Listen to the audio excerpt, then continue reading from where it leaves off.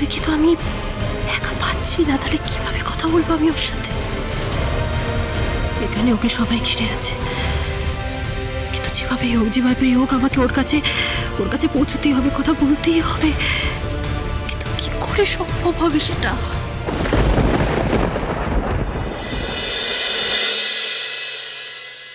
এই অভিজ্ঞতা, আমি আকাশ খাওয়াই না তাড়াতাড়ি। দেখি সময় নষ্ট করিস না। চল, কেউ দিচ্ছে না রে বাবা, আয় আয় আয়।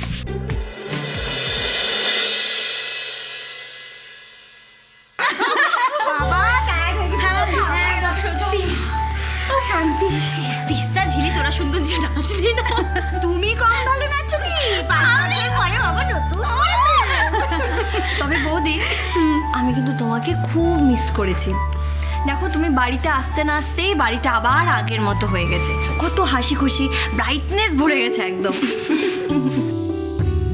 আমারও যে আমার এই ননদটার জন্য খুব মন খারাপ করে। আমার তো মনে হচ্ছে তুমি বাড়িতে ফিরে এসছো, বাড়ির ব্রাইটনেস আরো বেড়ে গেছে, আমরা সবাই আরো আনন্দে থাকবো এখন। তবে হ্যাঁ, আমার এটা ভেবেও খুব ভালো লাগে যে তুমি পড়াশোনা করছো, দারুণ একটা চাকরি করছো, নিজের পায়ে দাঁড়িয়েছো, স্বাবলম্বী হয়েছো। তোমার জন্য আমার গর্ব হয়। কিন্তু কি জানো তো, তোমার জন্যই কিন্তু আমি আর নীল মানুষের মতো মানুষ হয়েছি। তাই all credit goes to you.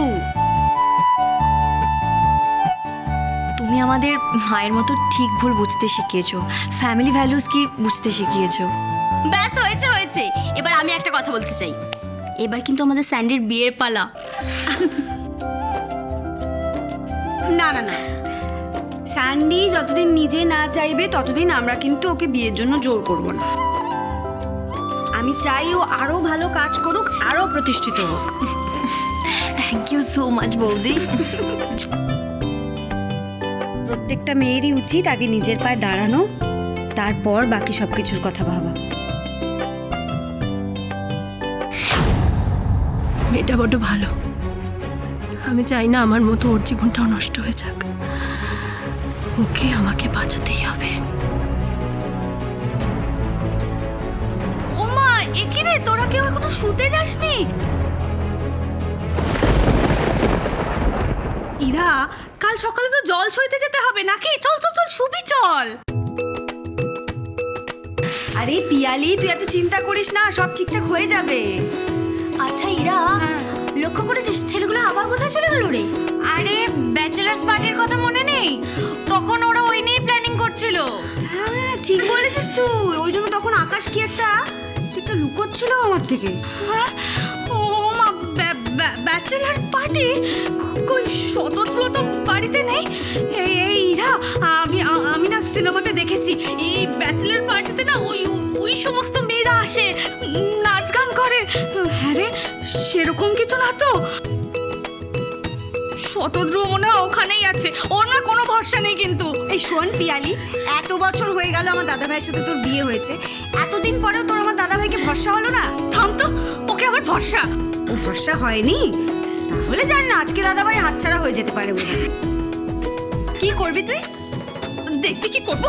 আজ ওরই একদিন কি আমারই একদিন। এই দাঁড়া, আমরা একটা কাজ করি, আগে আড়াল থেকে আমরা দেখি ওরা কি করছে, তারপর আমরা যা করা করবো। কি বল? হ্যাঁ এটা ঠিক বলেছিস একদম। তাহলে চল আমরা গিয়ে দেখি।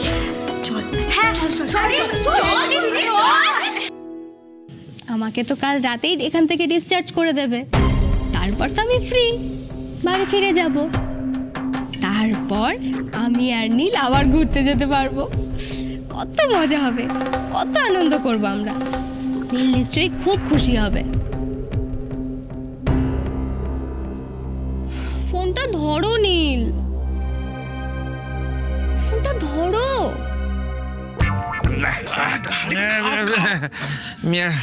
বলছি দে তো। স্টার্ট করো। এই তো ব্যাচেলার পার্টি বলে কথা। উফ, আমি এতবার করে ওকে ফোন করছো, ফোনটা ধরছে না কেন?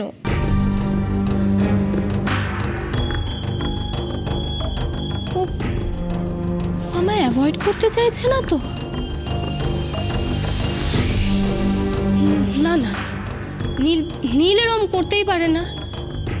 ও নিশ্চয়ই ঘুমিয়ে পড়েছে। হ্যাঁ, রাতও তো অনেক হয়েছে। আমি কাল সকালে ওকে ফোন করব।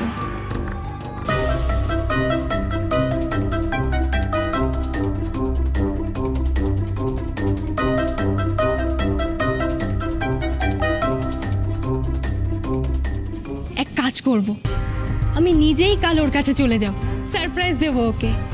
খুব খুশি হবে ও।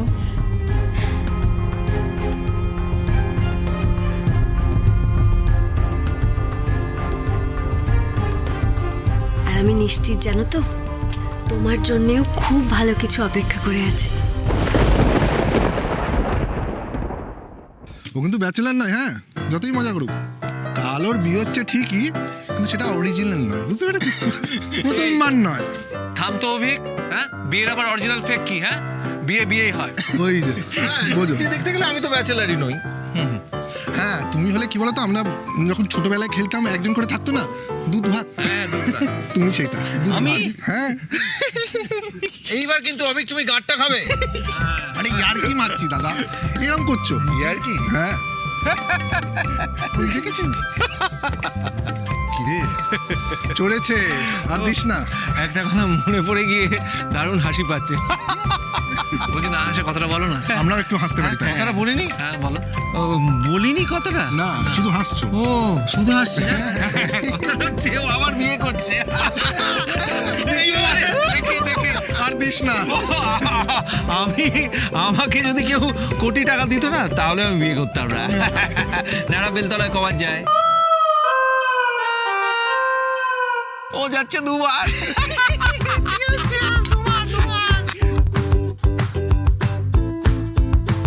দাঁড়া না, একবার আমি ওকে হাতে পাই, নেড়া না করে দিয়েছি তো আমার নাম পিয়ালি না।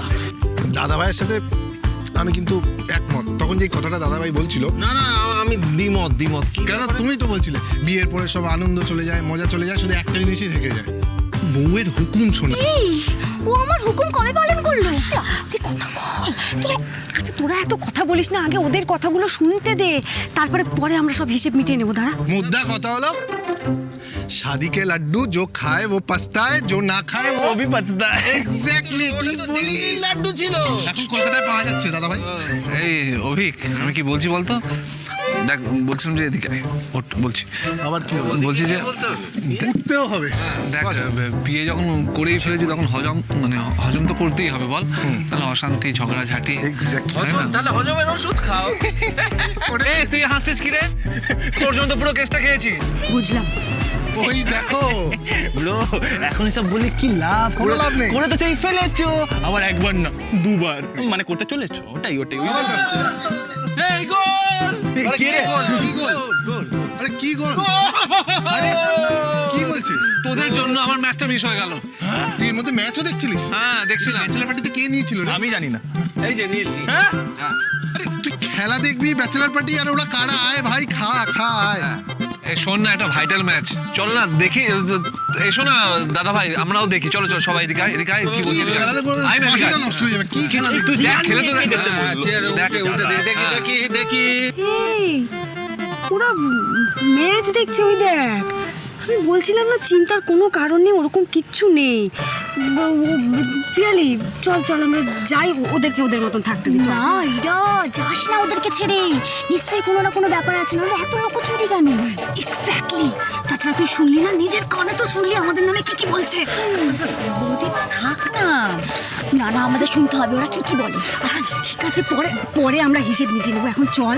না পরে নয়, যা হওয়ার আজ হবে, এক্ষুনি হবে। সব হিসেব নিকেশ আমি পরে দিস। তুই এখন শোন, অনেক রাত হয়েছে, আমরা যাই, পরে আমরা ওদের সাথে কথা বলে নেবো, মিটিয়ে নেবো। প্লিজ চল, প্লিজ চল, প্লিজ চল। আরে অনেক রাত হয়েছে। কে ভাই?